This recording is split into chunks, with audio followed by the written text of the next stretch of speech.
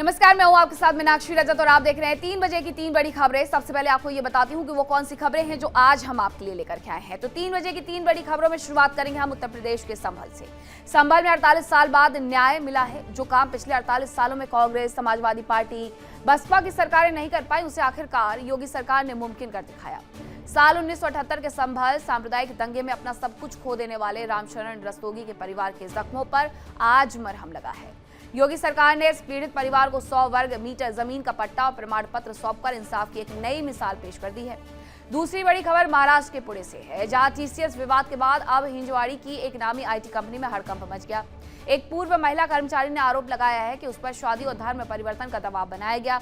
इनकार करने पर उसे इस कदर मानसिक रूप से प्रताड़ित किया गया कि उसे नौकरी छोड़नी पड़ी। हिंदू जन जागृति समिति ने इस पूरे मामले को कॉर्पोरेट जिहाद का नाम दिया। जानेंगे कि आखिरकार इस गंभीर आरोप के पीछे की पूरी सच्चाई क्या है। तीसरी और बड़ी इंटरनेशनल खबर में बताएंगे कि कैसे अमेरिकी डिफेंस सिस्टम की पोल खुल गई। कुवैत इंटरनेशनल एयरपोर्ट पर हुए हमले से ईरान ने अपना पल्ला झाड़ लिया। ईरान के आईआरजीसी का दावा है कि यह तबाही अमेरिकी पैट्रियट इंटरसेप्टर मिसाइल के फेल होने और उसमें आई खराबी की वजह से हुई है। यानी सुपर पावर अमेरिका के हथियार अब जंग के मैदान में नाकाम साबित हो रहे हैं। तो ये 3 बड़ी खबरें हैं 3 बजे में, जो हम आपको विस्तार पूर्वक बताएंगे। लेकिन उसके पहले एक बड़ी खबर पटना से आ रही है, जहां कोचिंग गोलीकांड मामले से जुड़ी हुई है ये खबर। गोलीकांड मामले में पुलिस ने बड़ा एक्शन लिया है। खान सर के 2 गार्ड हिरासत में लिए गए हैं। वीडियो में फायरिंग करते दिखे हैं गार्ड्स। हिरासत में लेकर के गार्ड से पूछताछ जारी है। पिछले दिनों ही उनकी कोचिंग पर, खान ग्लोबल कोचिंग पर अंधाधुंध फायरिंग की गई थी। हालांकि उन्होंने अपने प्रतिद्वंदी पर आरोप लगाए थे कि उसकी तरफ से ये गोलीबारी करवाई गई है। लेकिन ये जो वीडियो सामने आया, उसके आधार पर जब पहचान की गई है तो खान सर के ही ये 2 गार्ड लिए गए हैं हिरासत में। अब इनसे पूछताछ की जा रही है पूरे मामले में। तस्वीरें आपको दिखा रहे हैं जिन लोगों को गिरफ्तार किया गया है, और अब पुलिस इन दोनों ही गार्ड से पूछताछ करेगी कि आखिरकार खान कोचिंग में ये फायरिंग की घटना क्यों अंजाम दी गई है।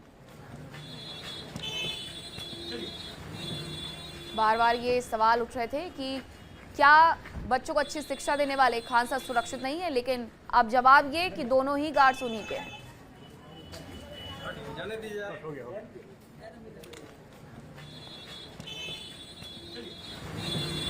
तो ये तस्वीर में जो आप देख रहे हैं, इस व्यक्ति के हाथों में आपको बंदूक नजर आ जाएगी जिसकी तरफ से अंधाधुंध फायरिंग की गई थी। दूसरी तस्वीर उस वक्त की है जब पुलिस ने उसी व्यक्ति को गिरफ्तार किया है। अब इन 2 गार्ड्स के बारे में जो जानकारी मिल रही है कि इन दोनों ने ही अंधाधुंध फायरिंग की थी खान ग्लोबल कोचिंग में, और अब इन्हीं से पूछताछ इस पूरे मामले में होने वाली है। खान सर की तरफ से अपने प्रतिद्वंदी पर आरोप लगाए गए थे। उनकी तरफ से उन्होंने कहा था कि प्रतिद्वंदी जलन में प्रतिद्वंदी की तरफ से ये इस घटनाक्रम को अंजाम दिया गया है। पिछले दिनों कोचिंग संस्थान में बच्चों का सिलेक्शन हुआ था, उसके लिए सम्मान समारोह हमारी तरफ से आयोजित किया गया था, और इस बात से उनके प्रतिद्वंदी नाराज थे। उन्होंने कहा भी था, धमकी भी दी थी प्रतिद्वंदी ने कि 1 से 2 महीने में देख लेना क्या हश्र करते हैं। और ये तमाम बातें कहते हुए खान सर की तरफ से आरोप प्रतिद्वंदी कोचिंग सेंटर के मालिक पर लगाए गए थे। अब इस पूरे मामले में 2 लोगों की गिरफ्तारी हुई है, जो कि खान सर से ही जुड़े हुए दोनों गार्ड्स हैं। और अब बात करेंगे संभल की। संभल में दंगा पीड़ित परिवार को न्याय मिला है। 48 साल बाद ये न्याय मिला है। परिवार में खुशी की लहर है। संभल में रस्तोगी परिवार को जमीन का पट्टा मिला। 100 वर्ग मीटर सरकारी भूमि का आवंटन होगा। प्रभारी मंत्री जेपीएस राठौर पट्टा और प्रमाण पत्र सौंपेंगे। डीएमएसपी की मौजूदगी में ये भूमि हस्तांतरण होगा। जिला प्रशासन की पहल से पीड़ित परिवार को राहत मिल रही है। 1978 दंगों के पीड़ितों को पुनर्वास का अधिकार मिल रहा है। संभल में 48 साल बाद न्याय है। परिवार में खुशी की लहर है। तस्वीरें सामने आई हैं कि 1978 के संभल दंगों में रामचरण दास रस्तोगी की जो हत्या हुई और दंगाइयों ने रामचरण दास रस्तोगी की निर्मम हत्या कर दी। दंगे के बाद रस्तोगी परिवार को संभल छोड़ना पड़ा। परिवार दिल्ली में शरण लेने के लिए मजबूर हुआ। करीब 48 साल बाद न्याय और पुनर्वास उन्हें मिल रहा है। परिवार ने मुख्यमंत्री योगी आदित्यनाथ से गुहार लगाई। योगी सरकार ने पुनर्वास प्रक्रिया को आगे बढ़ाया। दशकों बाद रस्तोगी परिवार को राहत मिली है। संभल में पुनर्वास के तहत जमीन का पट्टा देने की पहल हुई। 48 साल बाद दंगा पीड़ित परिवार को ये इंसाफ मिला है।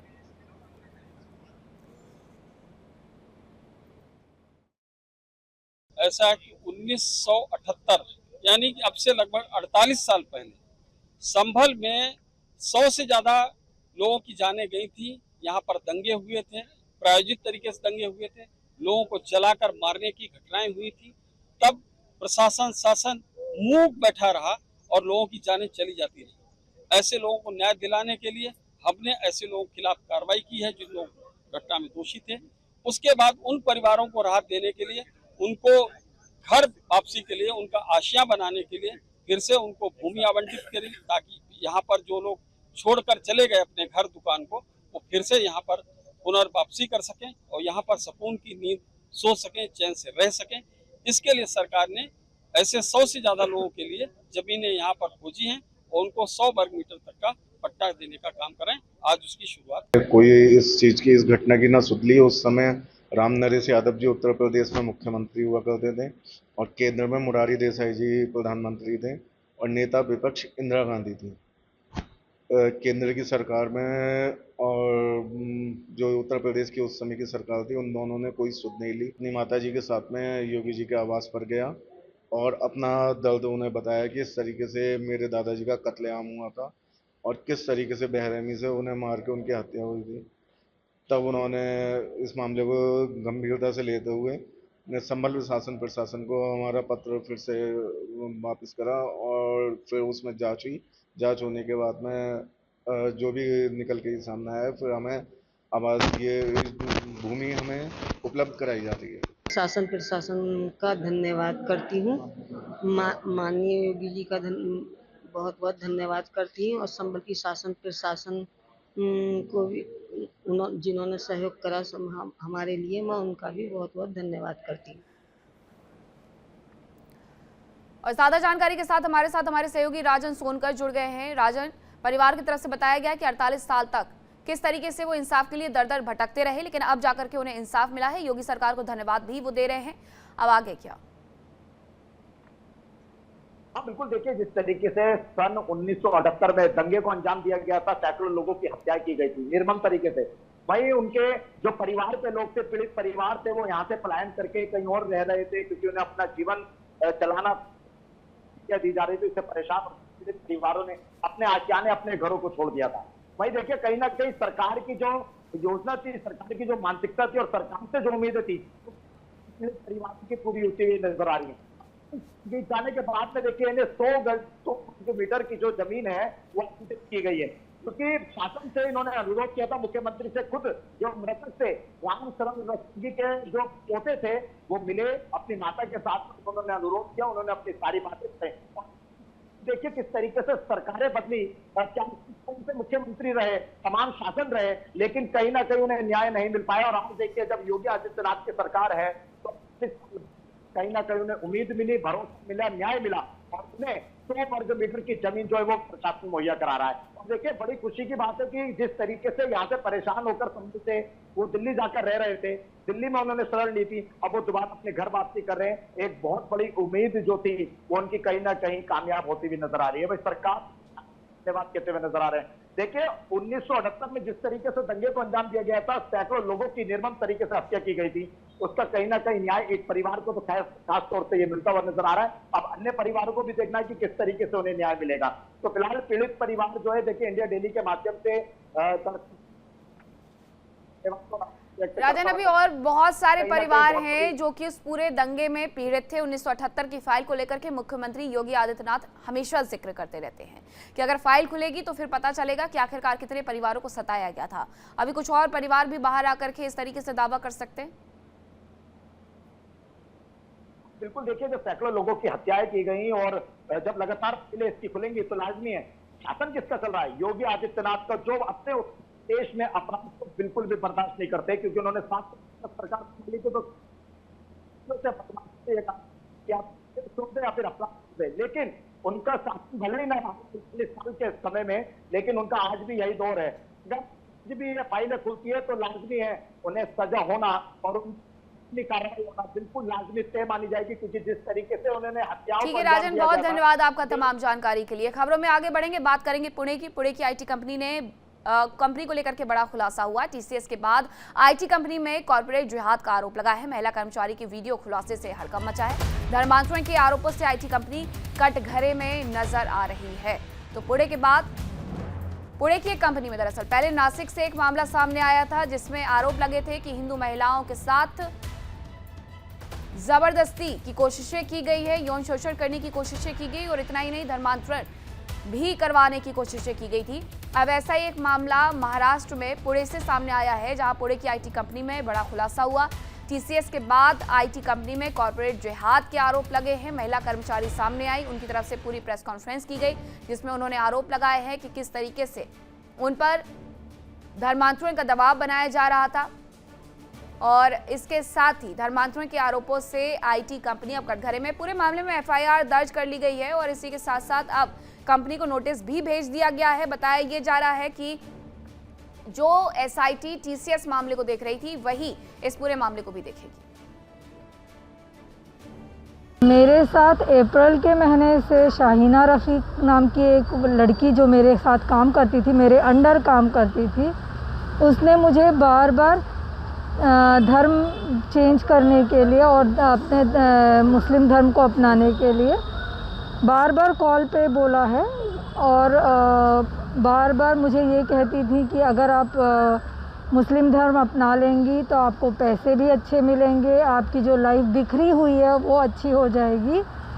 और उसके लिए उसने मुझे रास्ता भी सुझाया था कि मैं सुपरवाइज़र्स के साथ रहकर शारीरिक संबंध बनाकर दुबई चली जाऊं। उसके बाद वो मुझे अपने शेख समाज के साथ, जो कि कांटेक्ट में हैं, उनके साथ में मेरी शादी करवा के और अच्छी ज़िंदगी जिसमें मुझे पैसा, गाड़ी, सोना सब कुछ मिले, उसके लिए प्रलोभन देती थी। जब मैंने ये सब चीज़ें मना की तब उन्होंने मुझे दूसरे तरीके से बातों में फंसा के गलत सबूत और गलत इसके थ्रू मुझे फोर्सफुल रेजिग्नेशन के लिए मजबूर किया। वो भी एचआर्स भी जो थे वो भी मुस्लिम थे जो ये सब करे, और उसके लिए सारे विप्रो कंपनी ने साथ दिया है। महाराष्ट्र पूना के हिंजवडी में जो Wipro technologies private limited company है, उसमें काम करने वाली एक हिंदू पीड़ित महिला है। उन्होंने आज प्रेस कॉन्फ्रेंस लेके सबके सामने रखा है कि उनकी जो कलीग है शाहीना रफीक, उन्होंने बार बार धर्म परिवर्तन के लिए, किसी शेख नामक अन्य लोगों से विवाह करने के लिए या इसके साथ साथ शारीरिक संबंध रखने के लिए फोन पे संभाषण किया, बार बार उसको फोर्स किया गया। ये जो शाहीना रफीक है, उनके जो सभी मुस्लिम सहकारी है जो टीम में थे जिन्होंने हैरेस किया है, उन सभी की जांच होनी चाहिए। इसका कनेक्शन पाकिस्तान तक है क्या, ये भी देखना चाहिए। अन्य पीड़ित लड़कियां हैं, उनको भी न्याय मिलना चाहिए। सब जांच होने के बाद पता चलेगा यहाँ पे और क्या क्या हो रहा है। तो महिला को आपने सुना है, जो पीड़ित महिला है उनकी तरफ से बताया गया कि आखिरकार उन्हें किस तरीके से बहलाने फुसलाने की कोशिश की जा रही थी। रजनीश ज्यादा जानकारी के साथ जुड़ गए हैं। रजनीश, नासिक के बाद अब पुणे में भी वही मामला।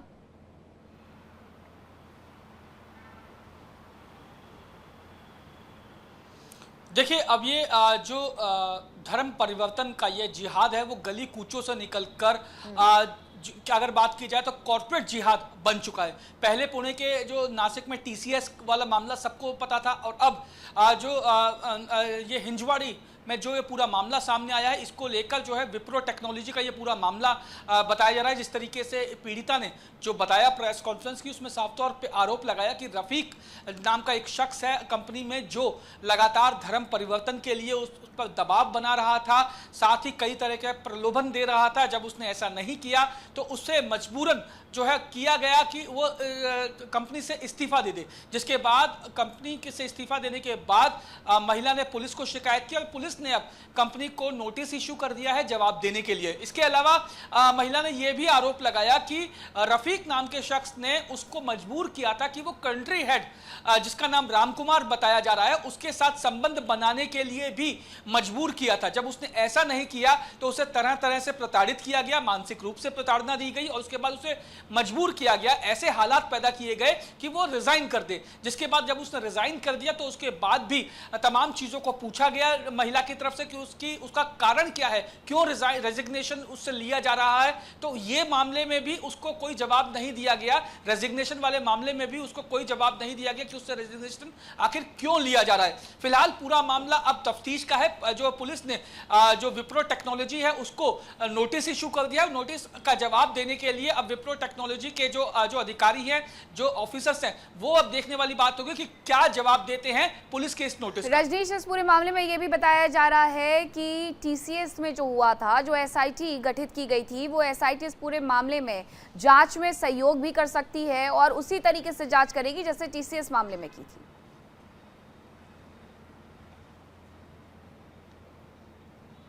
देखिए बिल्कुल, क्योंकि दोनों मामले लगभग एक जैसे हैं। टीसीएस वाले मामले में भी जो है कॉर्पोरेट जिहाद सामने आया था, जहां पर हिंदू जो महिलाएं थी उन्हें विशेष समुदाय को जो है विशेष समुदाय के जो लोग थे वो मजबूर कर रहे थे धर्म परिवर्तन के लिए, और विशेष समुदाय के जो कानून है उन्हें मानने के लिए मजबूर कर रहे थे। ऐसे में इस मामले में भी जो पीड़िता ने आरोप लगाया है कि उसको धर्म परिवर्तन के लिए कहा गया, उसको तरह तरह के प्रलोभन भी दिए गए कि वो धर्म परिवर्तन कर ले, अगर वो धर्म परिवर्तन कर लेती है तो उसको इस तरीके के जो फायदे हैं वो पहुंचाए जाएंगे। जब उसने ऐसा नहीं किया तो उसके साथ इस तरीके से किया। एक बात और मीनाक्षी, पीड़िता ने इस पूरे मामले में अपनी एक सहकर्मी का भी जिक्र किया। उसने साफ तौर पे कहा कि उसकी सहकर्मी के साथ भी इसी तरीके से जो है वो उसको प्रताड़ित किया गया, धर्म परिवर्तन का जो दबाव बनाया गया, और जब ऐसा नहीं किया गया तो मजबूरन मजबूर किया गया उनको रिजाइन करने को लेके। अब पूरा मामला जो है वो पुलिस के पाले में है। अब पुलिस ने जब नोटिस दे दिया है तो नोटिस का जवाब अब देखने वाली बात होगी क्या विप्रो टेक्नोलॉजी देता है। टीसीएस में जो एसआईटी पूरे इस मामले की जांच करी थी, क्योंकि उस एसआईटी ने भी वो पूरे मामले की पोल खोल के रख दी थी, एक एक कड़ियों को जो है वो खोला था कि किस तरीके से एचआर है। कई लोगों की गिरफ्तारी भी हुई थी इस पूरे मामले में, और कई लोगों को गिरफ्तार करने के बाद उनसे पूछताछ भी की गई। बहुत धन्यवाद आपका तमाम जानकारी के लिए। अब बात करेंगे कुवैत की। कुवैत एयरपोर्ट धमाके पर नया खुलासा हुआ है कि ईरान ने हमले से सीधा साधा अपना पल्ला झाड़ लिया है। कुवैत हवाई अड्डे को निशाना बनाने से उसने इनकार कर दिया। आईआरजीसी का बड़ा दावा फेल हुआ है। पैट्रियट सिस्टम, ये उनकी तरफ से दावा किया गया है। उनका कहना है कि हमारी तरफ से कोई भी ड्रोन या मिसाइल नहीं भेजी गई थी कुवैत इंटरनेशनल एयरपोर्ट पर, बल्कि वहां पर अमेरिका के द्वारा दिया गया patriot air defence system fail हुआ, उसमें धमाका हुआ, जिसकी वजह से ये पूरा घटनाक्रम हुआ। इस पूरे घटनाक्रम में ब्लास्ट में एक व्यक्ति की मौत हो गई है जो कि उज्जैन के ही रहने वाले हैं, भारतीय हैं, मंजूर अहमद, और दूसरी तरफ 63 लोग घायल बताए जा रहे हैं। ये जिस तरीके से धमाके हुए थे, जरा इन तस्वीर के माध्यम से देखिए। इनकार किया जा रहा है आईआरजीसी की तरफ से कि उसने कोई ड्रोन नहीं भेजा। कुवैत की तरफ से भी हालांकि इंटरनेशनल एयरपोर्ट को लेकर के कोई जानकारी नहीं दी गई है कि यह हमला कैसे हुआ है या फिर ये सच में पैट्रियट एयर डिफेंस सिस्टम में ब्लास्ट था। इसके बारे में कोई जानकारी कुवैत ने भी नहीं साझा की।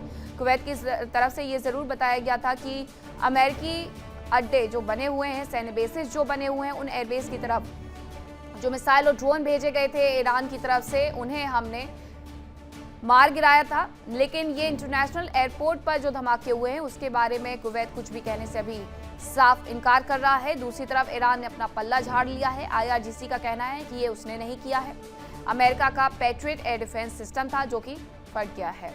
विकास हमारे साथ जुड़ गए हैं। विकास, इस पूरे मामले में ईरान कह रहा है कि उसने कुछ नहीं किया, दूसरी तरफ कुवैत चुप्पी साधे हुए है।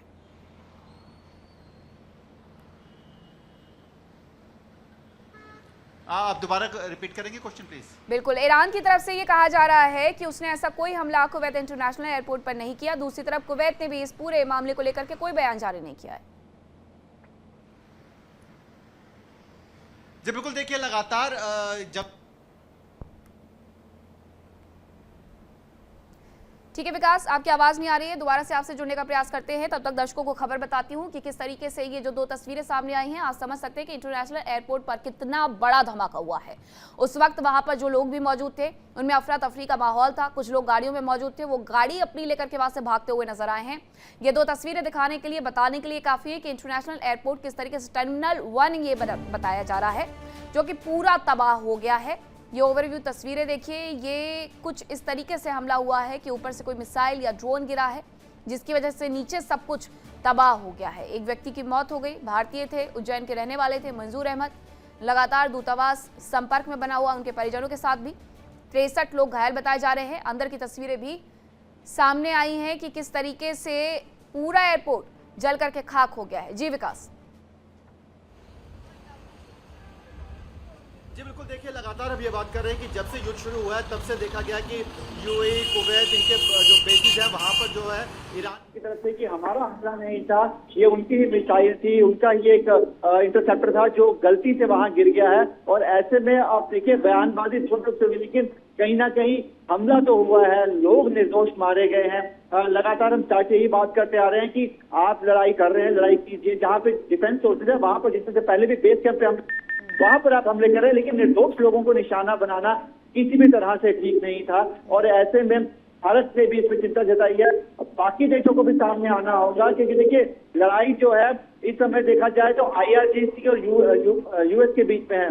आम लोग निशाना अगर बनेंगे तो कहीं ना कहीं एक बहुत बड़ी आने वाले समय में जो परिस्थितियां खराब हो सकती हैं, और वो कहीं ना कहीं शुरू हो चुकी हैं। हालांकि अभी तक जो किसने ये कुवैत हमला किया इंटरनेशनल है, एयरपोर्ट का हाल समझ में आ रहा है। ऐसी तस्वीरें दुबई इंटरनेशनल एयरपोर्ट से आई थी, आपको याद होगा, UAE में जो हम धमाके हो रहे थे। लेकिन इन सब के बीच में फिलहाल के लिए जो सीज फायर है, हाँ IRGC ने ये जरूर माना है कि उनकी तरफ से कुवैत से लेकर के इराक तक हमले किए गए हैं, लेकिन जो भी हमले किए गए हैं वो अमेरिकी एयरबेस पर किए गए हैं, ना कि किसी ऐसे इंटरनेशनल एयरपोर्ट पर जहां से लोगों का जुड़ाव हो। लेकिन देखिए जिस तरह से हालात बने हुए हैं, ऐसे में ईरान के पास मिसाइल तो जरूर है, लेकिन वो इतनी दूरी की भी नहीं है कि वो आगे जा सके, ज्यादा दूरी तक वो किसी निशाने को भेज सके। तो ऐसे में ये भी हो सकता है कि इन्हीं ईरान की ही मिसाइल हो जो शायद लक्ष्य भटक गई, क्योंकि देखिए अमेरिका के मामले में बात करेंगे तो ईरान के पास डिफेंस सोर्सेज इतने ज्यादा नहीं है, ईरान के पास हाईटेक इक्विपमेंट नहीं है, उनकी मिसाइल जरूर है लेकिन उनकी मारक क्षमता भी बहुत ज्यादा नहीं है। ऐसे में कहीं ना कहीं देखा जाए तो ठीक है, अगर ऐसा हुआ है तो ये पैट्रियट अमेरिका का एयर डिफेंस सिस्टम है, ये बड़ी नाकामी रही है। बहुत धन्यवाद विकास आपका तमाम जानकारी के लिए। और वक्त एक छोटे से ब्रेक का है, कहीं मत जाइएगा, खबरों का सिलसिला लगातार जारी है। इंडिया डेली अब आपके स्मार्ट टीवी पर भी मौजूद है। देखिए इंडिया डेली 24/7 अब आपकी स्मार्ट टीवी पर। इंडिया डेली मौजूद है सभी डिजिटल प्लेटफॉर्म पर लाइव और लगातार। इंडिया डेली 24/7 हर दिन राष्ट्र को समर्पित।